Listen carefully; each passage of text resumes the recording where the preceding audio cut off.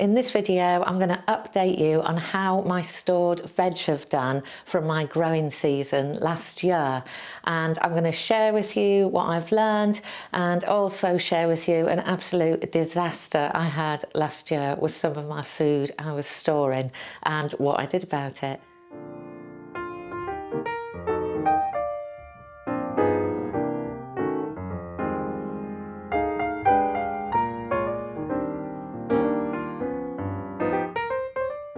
Welcome back to Grown Frugal, and if this is your first time here, on this channel we're all about learning how to live a lower cost life by growing some food, by cooking creatively and from scratch as much as possible, and by just trying out different experiments as a way of saving money. And today I want to update you on how I've got on with growing vegetables that will store beyond the growing season, because if we're going to save money, it's really important that the veg we grow will actually store and see us at least some of the way through winter. And this is where I've got to so far as a new grower with growing some veg and seeing if I can get them to last through winter.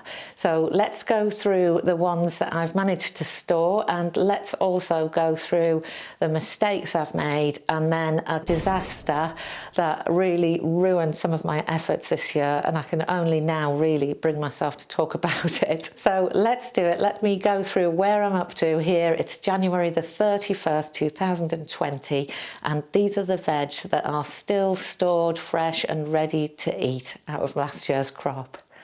So the first veg I grew in the hope that it would store through winter was squash, and here they are. I've got some spaghetti squash and some crown prince squash, and if you've seen my other video you'll know that I didn't get much of a crop of spaghetti squash, but I've just been storing these on top of the fridge. There's two left.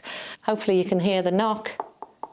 Nice and fresh, and you know what, they're absolutely fine here in January, so good news. And then the next one is the crown prince squash, and these I've been storing in the loft, which is dark and cold, and there's quite a few of them, and I've been sort of hoarding them to see how long they last. And here at the end of January they're just starting to get a bit of an orange colour, but this one's cut open, and as you can see it's absolutely perfect inside, still completely edible.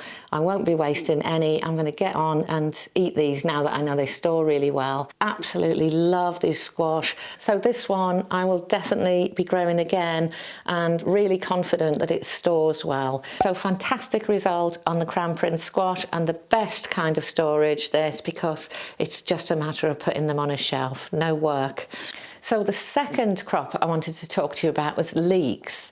Now I grew autumn leeks, which I think is important to bear in mind as I tell you what's happened to mine. And what I've done is I've experimented by trying to store some in a box in the garage with some soil on the roots.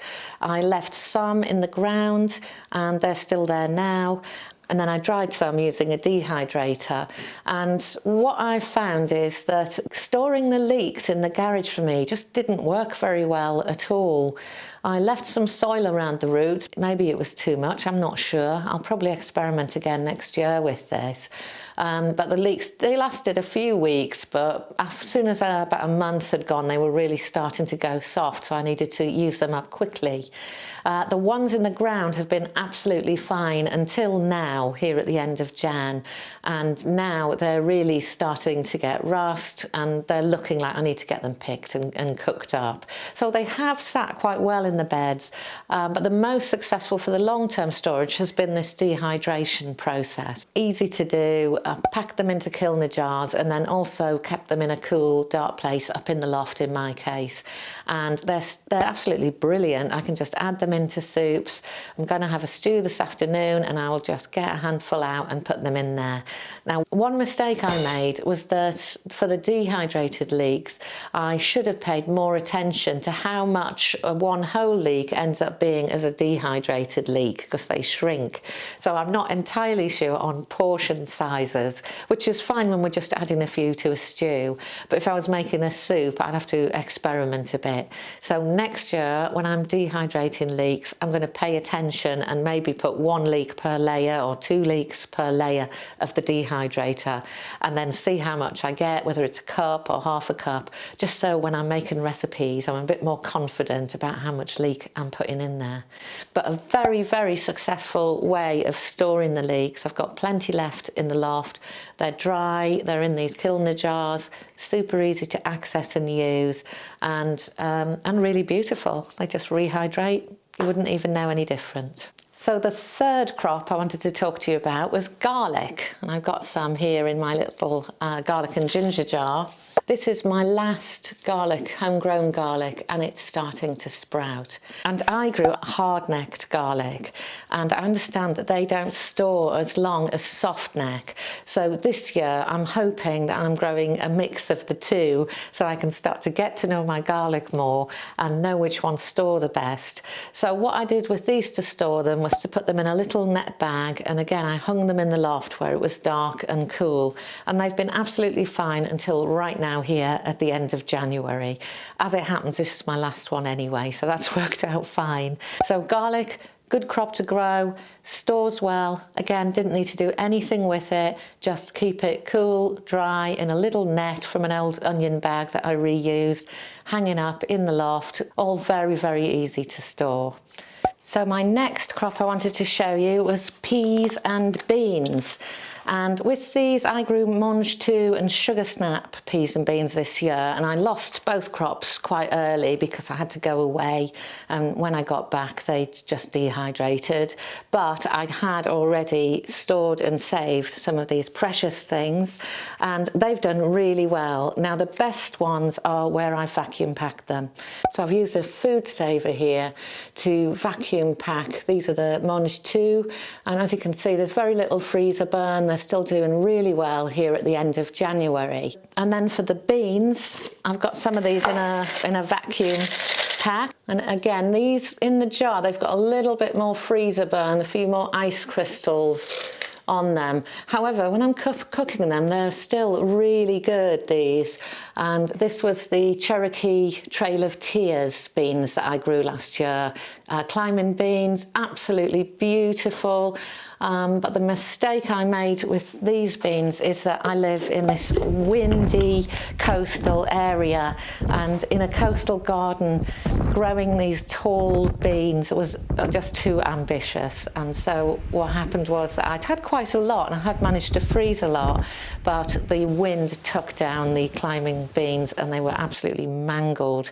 So I'm learning from that this year, and I'm going to be growing more of the dwarf French beans, but I will be freezing them, and I've got a video on how to blanch and freeze green beans, so have a look at that. I stored some in kilner jars, I vac packed some, and then I stored some in this large jar I've got, which is also a vacuum sealed. I'd say if you're doing them without vac packing, use those ones first, because they do get freezer burn over time. They're not unsafe, it's just they go a bit kind of squishy. So they're fine in a stew, but once they've got freezer burn, they lose that kind of snap freshness, and yeah, you might want to trial them before you serve them up at a dinner party. So the next crop that I stored was tomatoes, and you might know that I absolutely love tomatoes and we eat loads in this family. So I grew an awful lot last year, and I tried storing them in different ways. So one of the ways was to just gently roast the tomatoes and then freeze them on trays. It's lovely to be able to get these out in winter and have a little treat with breakfast. But the most successful way of storing the tomatoes was to make them into a marinara sauce, a tomato pasta style sauce, and to make some pizza sauce. And I've got videos on those which I'll highlight somewhere for you in case you want to have a look. Tomatoes cook up really beautifully and freeze well, and you can also can them, and I would love a pressure canner to can tomatoes next year, but freezing them worked really beautifully. With one little rider, which I will tell you about in a minute when I tell you about my last crop and then the big disaster that we had this year. So the final crop that I wanted to talk to you about today is onions. So I grew these beautiful red onions just to trial them really and see if it was worth growing them. But they did store really well in the garage. So I just pulled them out, let them dry off a bit in the sun, and then stored them high up in the garage in a really dry place on a rack. And they lasted, I think they lasted until about November, but there was nothing wrong with them. It was just that we finished them because they were so delicious. So I'm not sure how long they last just sitting there in a garage in a cool space, but it feels like they can be a really good storing crop. So the other way I stored the onion was by making them into this delicious onion masala, which makes making curries super quick because you've done all of that slow cooking of the onions, garlic, ginger and spices, and then you can freeze them up in bite sizes, and it makes making a curry really easy. And I think that's a fantastic way of storing onions and also saving yourself some time and hopefully some money, because it helps you not order a takeaway curry because you can make one so quickly that's much nicer. So making the onion masala was a fantastic way of storing the onions over a long period, or it should have been over a long period. So here's what happened. I had spent hours and hours and hours preparing food for freezing throughout the year. And I had made so much marinara sauce, all packed into my outdoor freezer. I'd made huge amounts of onion masala, all packed into the freezer. I'd made loads of green beans and peas and stored all of those in the freezer. Pizza sauce in the freezer. And guess what happened? The freezer broke down. And I didn't know for days. So one day in the summer, I just went out to the freezer in the garage, opened the door, and it was soaking wet in there. And if you don't know, for some foods, especially tomato-based foods, they can be quite dangerous when they're spoiled, and refreezing is not a good idea because of the botulism risk. So unfortunately, I lost a lot of food. So the advice I followed was that if there were still ice crystals in the partially defrosted food, that it was fine to refreeze because the core temperature would have stayed at that freezing point. But unfortunately, for quite a lot of the food that I had, they'd gone way beyond that because I hadn't noticed for days. And I lost so much of last season's crop. Tomatoes, onions, beans, peas. It was devastating. I was actually really upset for a couple of weeks because all that hard work went, gone in a flash. And I don't know what I could have done about it really. We don't have backup generators here in the UK, and I didn't have any kind of alarm system on the freezer. If you know of a way to get an alarm if your freezer has broken, could you let me know in the comments below? Because I'm now really concerned about freezing again in case it happens again, which I'm sure it won't, but my mind is worrying about this season's crop. But freezing is my favourite way of preserving. So what did I do? Well, I went around all of my neighbours and some of my friends and offered them some of these lovely tomato sauces that were all cooked up, and people were so kind and so sympathetic that it was a really lovely thing in a way to give away all that stuff, but it didn't help me with my growing frugal. So I don't know what I'll do this season yet. I may invest in a pressure canner and use that for especially my tomato-based products. But I don't know.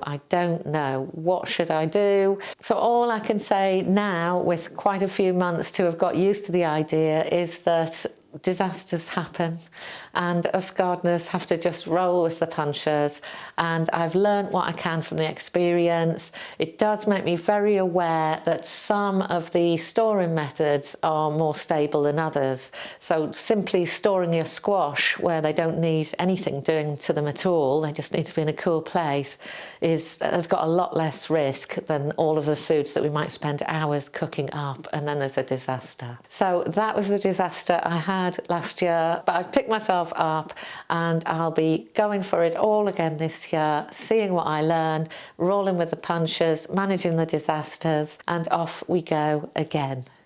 So how do you store your crops? Do you have any tips for me or for the rest of the people that are watching this? Let me know. I'd love to hear more tips and advice. So that's it for this week. So don't forget to subscribe. I upload videos every week, and if you click that little bell button, you'll get an alert next time I upload a video. So in the meantime, have a good weekend.